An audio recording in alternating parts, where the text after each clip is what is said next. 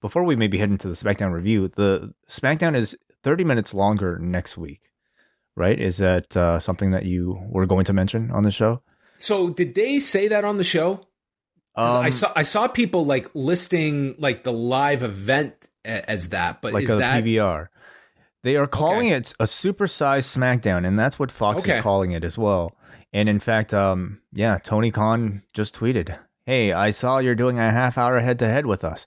I can't wait to finally beat your main show head-to-head. It's been a long time coming. See you next Friday for AEW Rampage on TNT." Okay, well, there you go. So, because next week they're on FS1, so they do not have the restriction of having to get off for all of the network news programming at 10, and that is a very intriguing move for SmackDown to make, going 2.5 hours. And they are promoting, they laid out the show. They're doing the semifinals for the two respective King of the Ring, Queen's Crown tournaments. Brock's on the show, and then Becky Lynch and Sasha. Yeah, throwing the gauntlet down. And I think, Tony Khan playing right into it. He knows competition is good for his business. So for those of you who've been lamenting, the loss of these Wednesday night wars, at least we get a half an hour on Friday. How are we going to cover the show? What the hell?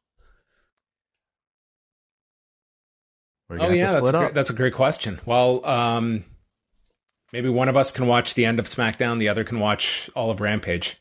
I think that'll have to be it. Let's just do that. You watch Rampage. I'll watch SmackDown. Okay, whatever you want. Sure. All right. Well, that will be interesting for next week because as well, like FS1, typically these SmackDown shows do in the neighborhood. The last 2 years they've had to do this, and they do around like in the 800,000 viewership range. So, I mean, it will be, and it will also be notable to see. This is the first time that I think AEW will be put to the test because we have always seen that they have not so much geared their shows around a specific, we don't see Tony Khan hotshot stuff, but does this in some way change your thinking of what is laid out for Rampage next week? And they're kind of in this position where they have already put out their Rampage card for next week. Yeah, true. It'll be an interesting test. Although I don't doubt that, at the last minute you can throw in something with one of your bigger names there, shift some things around just to have that presence hot off of 10 o'clock.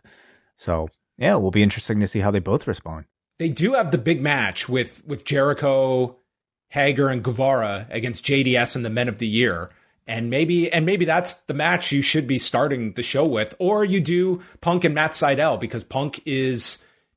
You have two great options, actually. Like it's a pretty strong Rampage card when we're actually looking at it here of like what you put against them. But Punk has been solid in that slot on Rampage, and I'm sure that will bear out with tonight's show. I think it's got to be something involving Punk and Bryan. They are the hottest names attached to the product right now. They're the names that I think are most likely to maybe siphon some of that audience from WWE. And yeah, how will WWE respond? What goes on at 10 o'clock head to head? What match you have or what person you have in the ring for SmackDown? What segment? What do they air at 10 o'clock? It's either going to be the women's match starting or they're going to have Brock coming out like several minutes before the top of the hour. That will be very interesting what they go with, what they feel, not so much even what the result is numbers wise, but what WWE perceives as their strongest attraction to make sure your audience is not checking out and moving over to TNT. Yeah, for me, I think if you're catering more towards an AEW audience that watches AEW each week, I think match quality is what you go for. And I think that would be, to me, like, a big match in Sasha versus Becky. Start at 10 o'clock, have them go long, maybe even have them go like half an hour if you're really feeling up to it.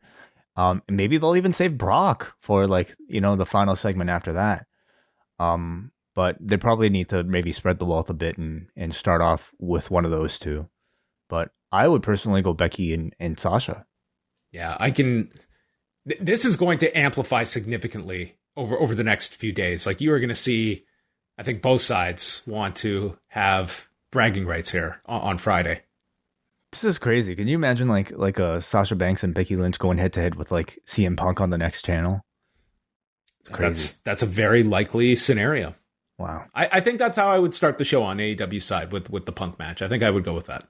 Yeah, I think so too.